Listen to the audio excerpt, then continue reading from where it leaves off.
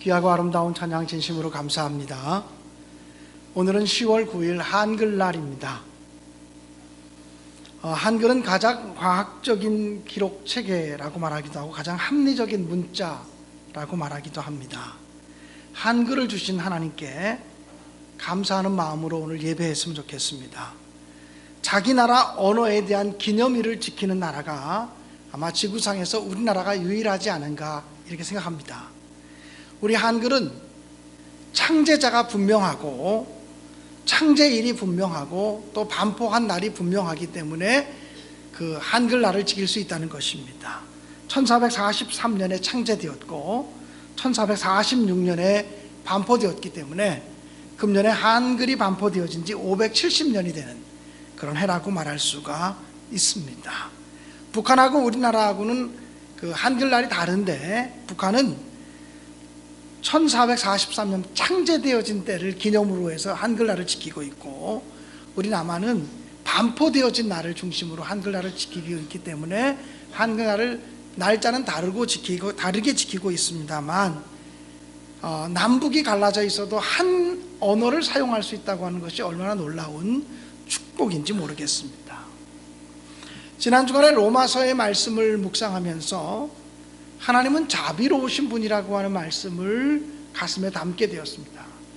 그러므로 내가 하나님의 모든 자비하심으로 너희를 권하노니 너희 몸을 하나님이 기뻐하시는 거룩한 사한제사로 드리라고 했습니다. 즉 하나님의 자비하심을 가지고 우리에게 권면한다는 것입니다. 그러므로 사랑하는 여러분, 하나님은 진노를 가지고 말씀하시는 분이 아니고 목소리를 높여서 분노하는 마음으로 우리에게 말씀하시는 분이 아니고 한이 없는 자비로움과 너그러움을 가지고 우리에게 다가오시는 분임을 한순간도 잊지 마시기를 주님의 이름으로 간절히 축원합니다. 성경은 하나님은 자비로우신 분, 너그럽고 관대하신 분, 은혜가 넘치는 분이라고 선포하고 있습니다. 오늘 성경 본문의 말씀은 포도원의 품꾼의 비유로 알려진 말씀입니다. 그런데 이 포도원 품꾼의 비유를 보면 하나님의 자비롭고 너그러우신 성품이 잘 드러나고 있습니다. 그래서 오늘 우리는 이 본문을 통해서 하나님이 얼마나 자비로우신 분인지, 그리고 이 포도원 품꾼의 비유를 통해서 우리에게 주시려고 하는 하나님의 음성이 무엇인지 귀를 기울여 보기를 간절히 바랍니다. 오늘 성경 본문에 보면 포도원 주인이 나옵니다. 그리고 포도원이 나오고 포도원에서 일하는 일꾼들이 등장합니다. 포도원 주인은 장터에 나가서 자기 포도원에서 일할 사람을 불러옵니다. 아침 일찍도 불러오고 그리고 오전 시간에 오후 시간에 또 저녁이 다 되도록 그들을 불러서 일꾼으로 일을 시킵니다. 여기서 포도원 주인은 하나님을 상징하는 그런 비유입니다. 포도원은 천국을 말하는 것이고 또 교회를 의미하기도 합니다. 포도원에서 일하는 일꾼들은 하나님의 나라를 위해서 함께 일하는 저와 여러분 같은 사람이고, 일꾼으로 부름받은 사람들은 하나님의 백성들입니다. 그리고 장터는 바로 세상이고 하나님은 이 세상에서 하나님의 일꾼들을 부르고 있다고 하는 말씀을 이 비유의 말씀을 통해서 우리에게 전해주고 있습니다. 오늘 성경 본문에 보면 포도원 주인은 이른 아침 장터로 나갑니다. 아마 새벽 6시경이라고 생각이 되어집니다. 일찍 나가서 일꾼들을 구합니다. 그리고 사람을 만나서 이야기하기를 우리 포도원에 와서 일을 하면 한 데나리온의 품삯을 주겠다고 약속을 합니다. 이 한 데나리온은 건강한 남자의 하루 품삯입니다. 그리고 아침 9시에도 나가서 일꾼을 데리고 옵니다. 낮 12시에도 나가서 일꾼을 데리고 옵니다. 그리고 오후 3시에도 나가서 일꾼을 데리고 와서 포도원에서 일을 시킵니다. 그러고도 일꾼이 부족했는지 오후 5시에 장터로 나가서 아직도 장터에서 놀고 있는 사람들을 만납니다. 주인은 그들을 향해서 이렇게 말했습니다. 너희가 어찌하여 종일토록 놀고 여기 서 있느냐. 그러자 그들은 이렇게 이야기했습니다. 우리를 품꾼으로 써주는 이가 없음이니이다. 우리도 일하고 싶은데 우리를 일꾼으로 받아주는 사람이 없어서 지금 이렇게 기다리고 있는 것입니다 라고 이야기했습니다. 장터에서 종일토록 놀고 있던 사람들이 왜 그렇게 종일토록 놀고 있었는지 정확한 이유를 성경은 이야기하지 않아서 잘 알 수 없습니다. 그러나 분명한 것은 그들을 일꾼으로 써주는 사람들이 없었다라고 하는 것입니다. 그런데 포도원 주인으로 이렇게 상징되어진 하나님은 어떤 분이십니까? 아무도 써주지 않는 사람들까지 품꾼으로 불러주시고, 아무도 써주지 않는 사람들까지 부르셔서 일꾼으로 사용하시는 분이 하나님이라고 하는 것입니다. 세상 사람들은 저 사람은 이제 쓸모없어, 저런 사람은 필요 없어, 이렇게 말하는 사람까지도 주님은 찾아가서 부르셔서 나의 집에 와서 나와 함께 일하자, 이렇게 말씀하시는 분이라고 하는 사실입니다.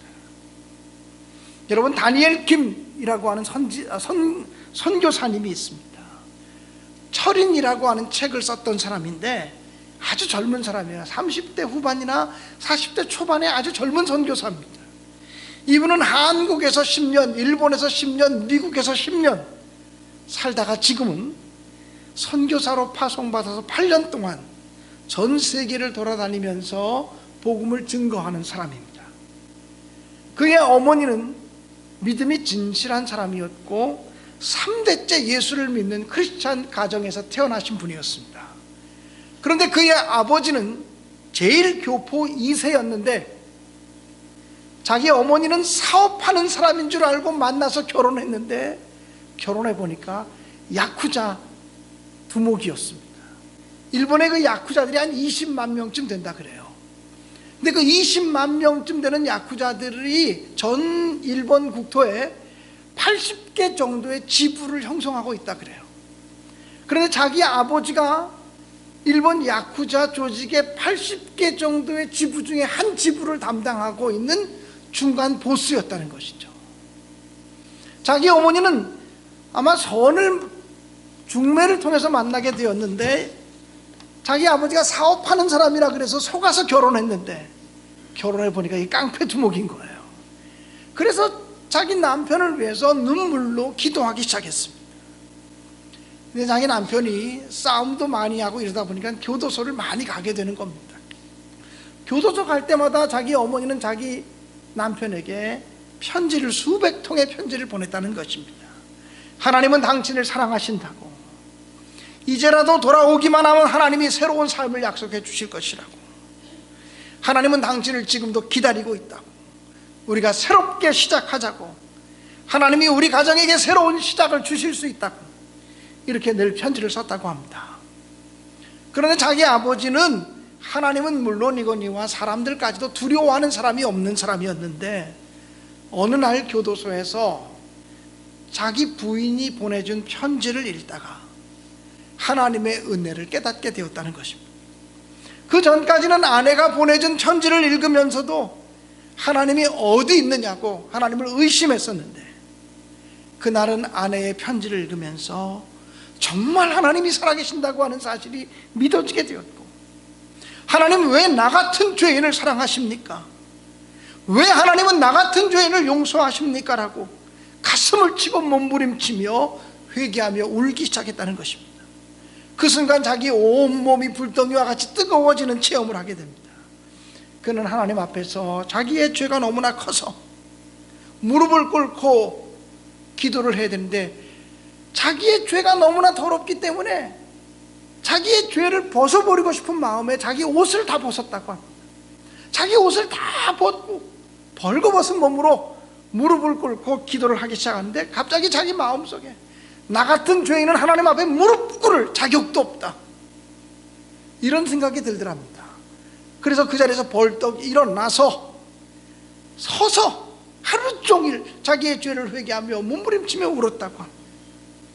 한참을 울고 났는데 자기 마음속에 하나님이 자기의 죄를 용서하신다는 그런 확신이 들게 되었다고 합니다. 할렐루야. 그러면서 그분은 너무나 큰 기쁨이 물밀듯 몰려와서 하나님께 이렇게 고백했다는 거예요. 하나님, 내가 누구보다 많은 죄를 용서받았으니 이 세상 누구보다도 하나님을 더 사랑하겠습니다. 이렇게 고백했다고 합니다. 야쿠자 조직에서 빠져나오는 게 쉬운 일이 아니잖아요.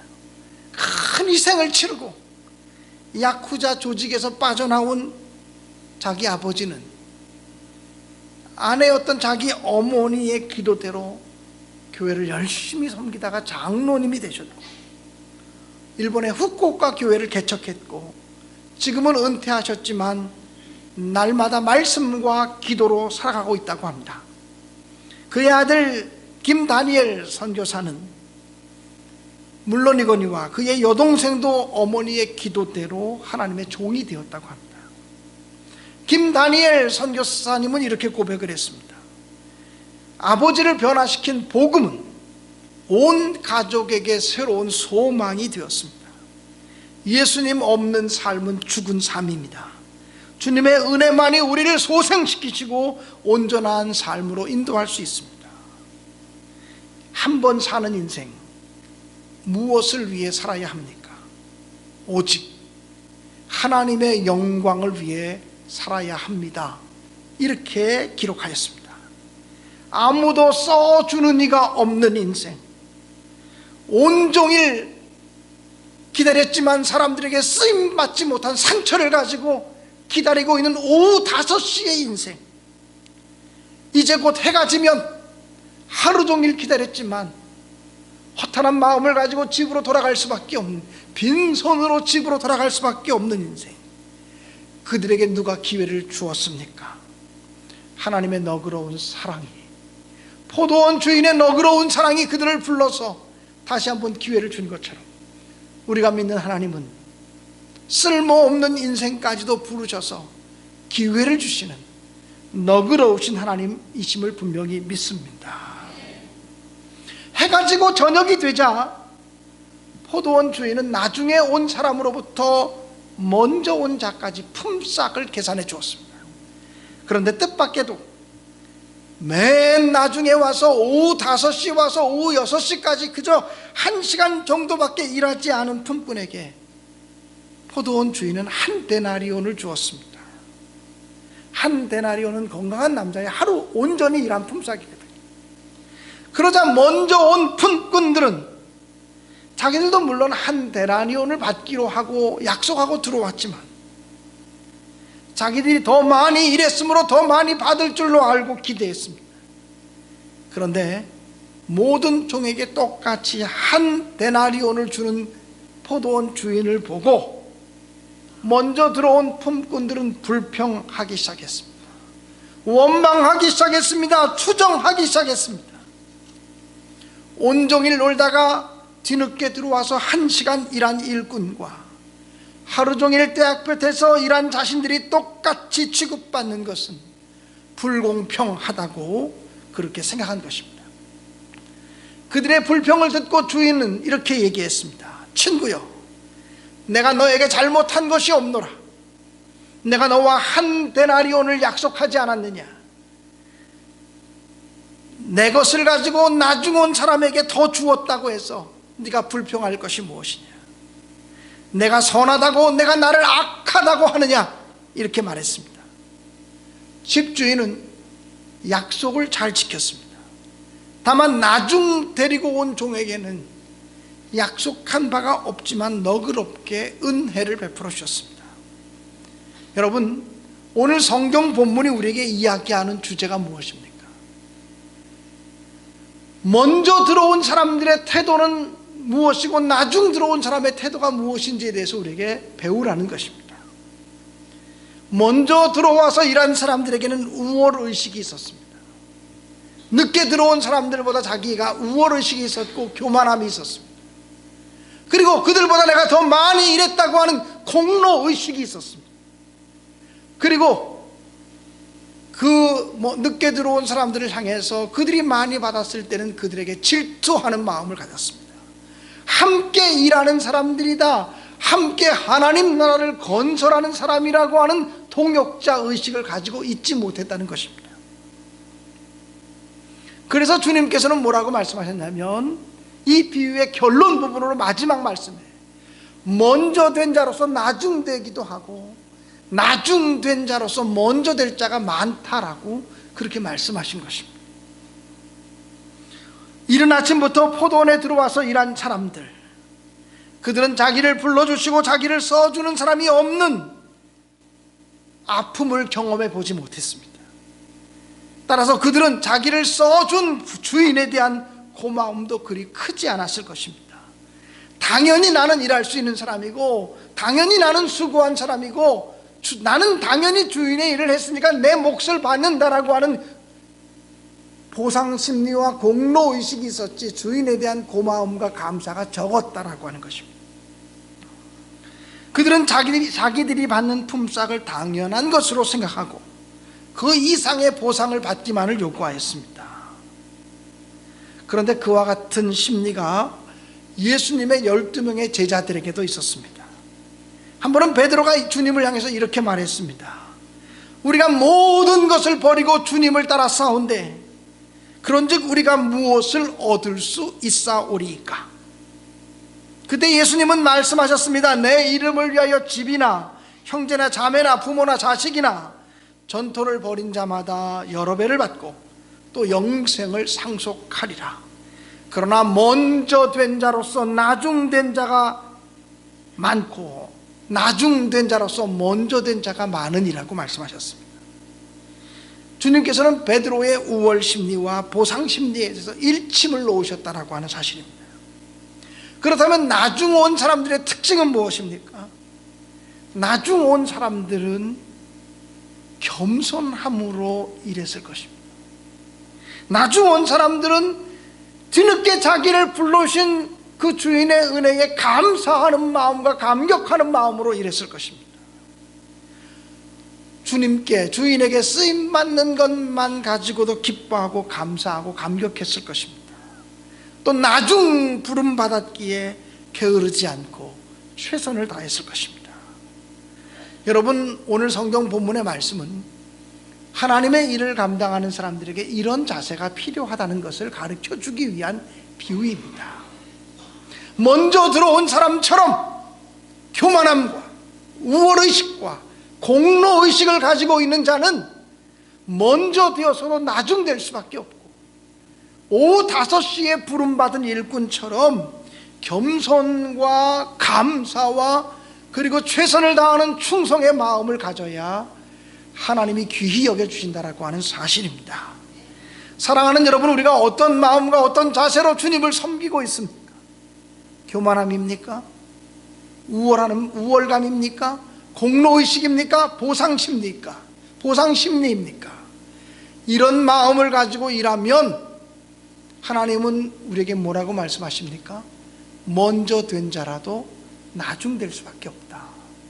그러나 끝까지 온유와 겸손과 감사와 감격과 최선을 다하는 충성의 마음을 가지고 일하면 나중된 자라도 먼저 될 수 있다고 하는 사실을 가르쳐 주시기 위해서 오늘 성경 본문의 말씀을 우리에게 전해 주신 줄로 믿습니다. 제가 제 컴퓨터에 보면 언제 들어도 기분 좋은 예화, 이렇게 제목을 붙여놓은 예화가 하나 있습니다. 이 이야기는 제가 저희 교회에서 벌써 한두 번 했습니다. 그런데 오늘도 그 이야기를 한 번 더 나누고 싶습니다. 왜냐하면 제 마음속에 이 얘기는 언제 들어도 기분 좋은 예화, 이렇게 제목을 붙여놨기 때문이에요. 1905년에 네이트 선교사님이 한국에 오셔서 전라도 지역을 중심으로 해서 전도를 했습니다. 그러다가 전라북도 김제에 금산교회를 세웠습니다. 그 전라북도 김제에는 조덕삼이라고 하는 큰 부자가 살고 있었습니다. 그런데 이 조덕삼이라고 하는 사람이 자기 마을에 와서 복음을 증거하는 데이트 선교사를 통해서 예수님을 만나게 됩니다. 이 조덕삼이라는 사람이 예수님이라고 하는 복음에 매료되어진 이유 가운데 하나는 그 외국 선교사가 살기 좋은 자기 나라를 버리고 어렵고 힘든 조선 땅에 와서 고생하면서 복음을 증거하는 그 용기와 사랑에 감동을 받았기 때문이었습니다. 그래서 자기 집 사랑채를 예배 처소로 내어주면서 매주일 우리 집 사랑채에서 예배 드리십시오라고 허락을 해 주었습니다. 그리고 자기도 열심히 나가서 예배를 드리게 되었고, 자기 집 사랑채에서 예배를 드리니까 자기 집에 있는 하인들에게도 예배 시간에 함께 가서 예배 드리자고 권면하게 되었습니다. 그 집에는 이 마부 역할을 감당하고 있는 이자익이라고 하는 머슴이 한 사람이 있었습니다. 이 이자익이라고 하는 머슴이 같이 예배당에 가서 열심히 예배드리며 신앙생활을 하게 되었습니다. 그러다 자기 주인 조덕삼과 자기 마부였던 이자익이 한날 함께 세례를 받았습니다. 그리고 또 잠시 후에 함께 집사로 임명되었습니다. 장로를 뽑는 시간이 되었습니다. 장로 후보가 두 사람이 올랐는데 한 사람은 조덕삼이었고 한 사람은 이자익 머슴이었습니다. 교인들이 이제 두 사람 중에서 한 사람을 장로로 선택해야 되는 시간이었습니다. 투표를 했습니다. 투표 결과가 발표되었는데 교인들이 술렁술렁거리기 시작했습니다. 왜냐하면 조덕삼 주인이 장로로 선택된 것이 아니라 머슴인 이자익이 장로로 피택되었기 때문이었습니다. 나이로 봐도 이자익은 자기 주인 조덕삼보다 15살이나 어린 사람이었습니다. 나이도 15살이 어리지, 그 집의 머슴이지, 한 사람은 주인이지. 누가 보아도 장로가 되려면 누가 돼야 됩니까? 조덕삼이 돼야 되잖아요. 그게 순서잖아요. 그런데 교인들이 투표를 했는데 이자익이 장로로 선택된 것이었습니다. 교인들이 술렁거리고 있을 때 이 조덕삼 집사가 앞으로 나왔습니다. 그리고는 이렇게 얘기합니다. 오늘 결정은 하나님이 내리신 결정입니다. 나는 이 교회의 결정에 철저하게 순종합니다. 그리고 앞으로 이자익 장로님을 내가 잘 받들고 도와서 열심히 교회를 더 잘 섬기겠습니다 라고 얘기를 했습니다. 그리고 금산교회 교인들이 정말 그 뭐 지위라든지 이런 거 보지 아니하고 돈이라든지 명예라든지 이런 거 보지 아니하고 믿음을 보고 잘 결정해 주셨다고 오히려 교인들의 결정을 칭찬해 주었습니다.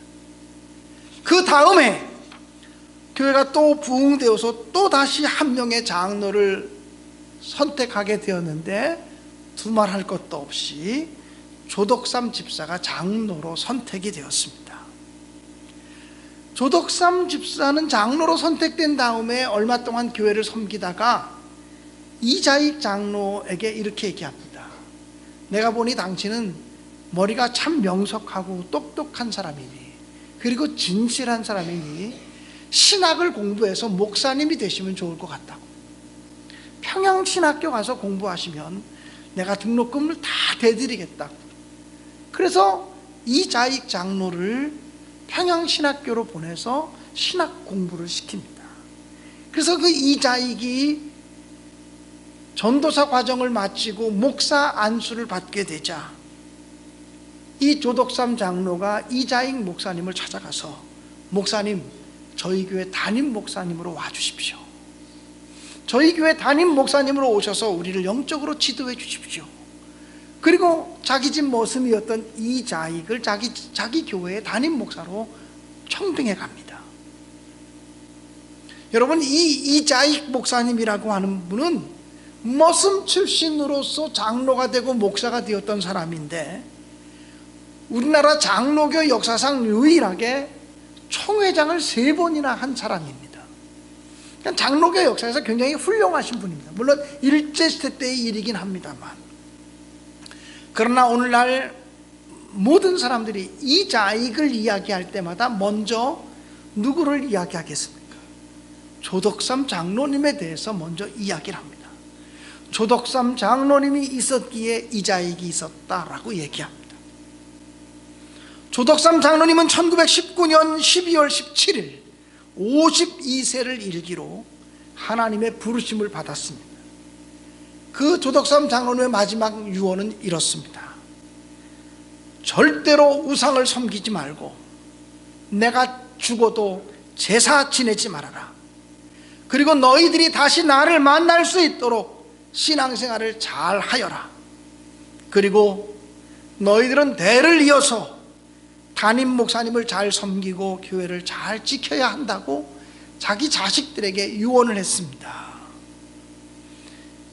이 조덕삼 장로님이 돌아가셨을 때 가장 많이 울고 가장 많이 통곡한 사람이 있으니 그가 바로 이자익 목사님이었다고 합니다. 이 조덕삼 장로님이야말로 주님의 마음을 가지고 너그럽게 일한 사람의 표본이라고 생각이 되어집니다. 먼저 온 사람의 교만함이 아니라 나중된 자의 마음을 가지고 끝까지 겸손과 온유함으로 그리고 감사와 감격으로 주님과 교회를 섬겼던 사람인 것입니다. 사랑하는 성도 여러분, 너그러운 주님의 사랑을 기억하는 사람만이 진실되게 주님을 위해서 일할 수 있습니다. 성 어거스틴은 하나님의 은혜는 우리가 선행을 베풀었기 때문에 주어지는 것이 아니라 우리가 선행을 베풀 수 있도록 주어지는 것이다라고 그렇게 말했습니다. 하나님의 은혜는 우리가 무엇을 잘했기 때문에 베풀어지는 것이 아니란 말입니다. 우리가 선한 일을 행할 수 있도록 우리에게 힘을 주시는 것이 하나님의 은혜요 하나님의 자비하심인 줄로 믿습니다. 이제 우리 교회는 10월 30일 새생명 축제를 엽니다. 새벽 6시에 일꾼을 부르러 장터로 나가셨던 우리 하나님, 오전 9시, 낮 12시, 오후 3시, 그리고 오후 5시까지 장터에 나가서 품꾼을 불러오기 원했던 우리 하나님의 마음을 가지고 하나님의 교회로 사람들을 초청할 수 있게 되어지기를 주님의 이름으로 간절히 축원합니다. 한 사람이라도 포도원에 들어와서 함께 일하고 한 공동체를 형성하기를 원하셨던 하나님 아버지의 마음으로 지금도 우리가 불러올 사람이 있는지, 지금도 초청할 사람이 있는지를 보시면서 하나님 아버지의 너그러움과 자비하심을 가지고 사람들을 둘러보시기를, 장터를 둘러보시고 거리를 둘러보시기를 주님의 이름으로 간절히 축원합니다. 주님의 너그럽고 한이 없는 사랑은 늦게 들어온 사람에게도 똑같은 사랑과 똑같은 은혜와 똑같은 구원을 베풀어 주시기 원하시는 사랑인 것을 기억하시기 바랍니다. 주님의 풍성하고 너그러운 사랑이 그들을 위해 준비되어져 있습니다. 그러므로 하나님 아버지의 마음을 가지고 초청하시고 하나님 아버지의 마음을 가지고 또한 주님의 교회를 섬겨나가는 저와 여러분 우리 모두가 될 수 있기를 간절히 축원합니다. 오늘 이 시간에도 한이 없이 너그러우신 주님의 손길이, 주님의 자비하심이 여러분과 함께 하시기를 간절히 축원합니다.